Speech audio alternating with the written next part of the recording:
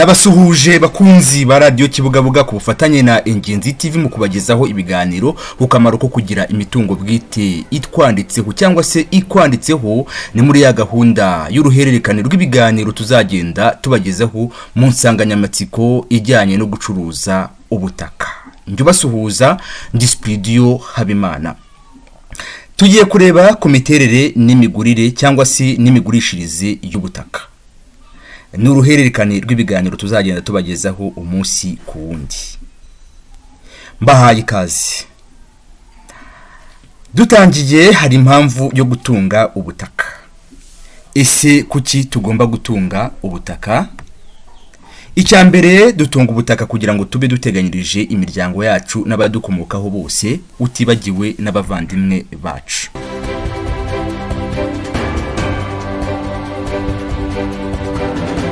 Dusanzwe rero dufite company Amizero Consultancy Limited ifasha mu guhuza abagura n'abagurisha ubutaka, yaba amasambu, ibibanza, amazu n'ibindi, tukanabagira inama ndetse tukanabigira imishinga mwakorera kuri ubwo butaka. Uri mu Rwanda duhamagare kuri telefone 0787089254.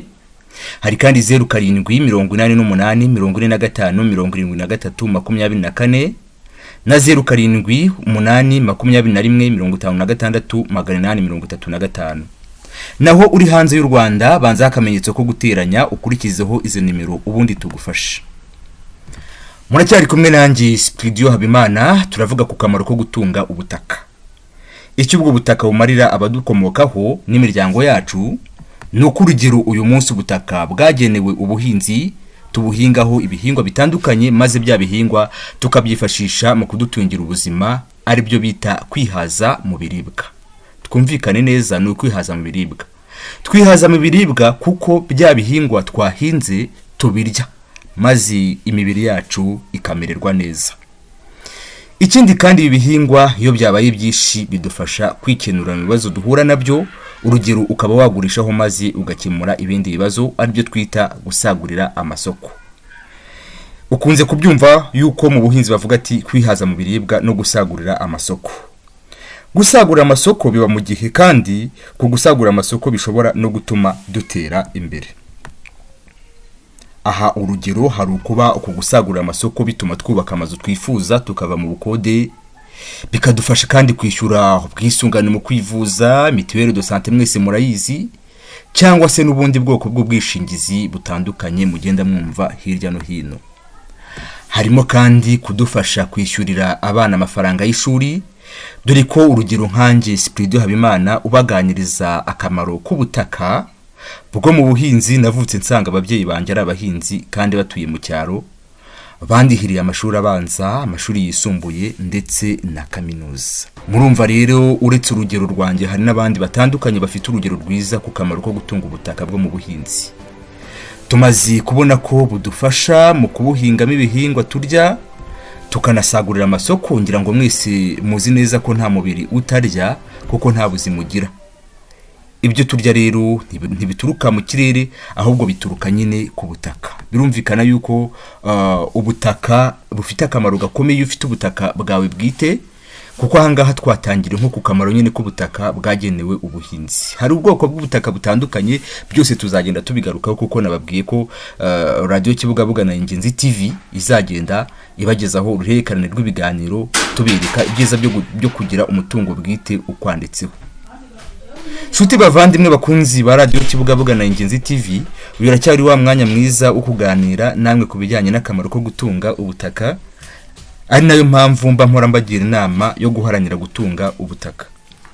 Dusanzwe rero dufite company Amizero Consultancy Limited ifasha mu guhuza abagura n'abagurisha, abagurisha ubutaka. Birumvikana kuko nicyo kintu cyambere twibandaho, yaba amasambu manini ndetse n'amasambu mato, hakaba abashaka kugura cyangwa se abagurisha ibibanza, amazu n'ibindi, tukanabagira inama ndetse tukanabigira imishinga mwakorera kuri ubwo butaka. Uradukeneye uri mu Rwanda, duhamagare kuri telefone 0747080254. Hari kandi 0788457324 na 0788256835. ni mu gihe kandi uri no hanze y'u Rwanda, mu gihe ugiye kudutelefona ubanzaho akamenyetso ko guteranya ugakurikizaho izo nimero, ubundi tukagufasha. Izo nimero nyine twababwiye haruguru. Dore rero akandi kamaro ko gutunga ubutaka bwawe bwite, uretse kubukoreramo imishinga nk'iyi y'ubuhinzi, nagira ngo mbabwire ko ubutaka bukorerwamo ibikorwa bitandukanye by'iterambere.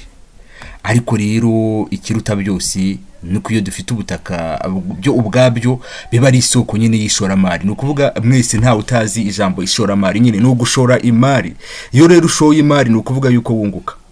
Bisobanuye rero yuko iyo ufite ubutaka ni ishoramari nyine ubukozi, kuko iyo ugize ikibazo ubasha gukemura ukagikemura, donc ukabasha kuba wagurisha, ukaba wakataho ubutaka buto ugurisha, maze ugakemura cya kibazo ku buryo bworoshye, kandi nkagusezeranya ko wunguka, maze ukaba ubonye neza akamaro ko gutunga ubutaka bwawe bwite.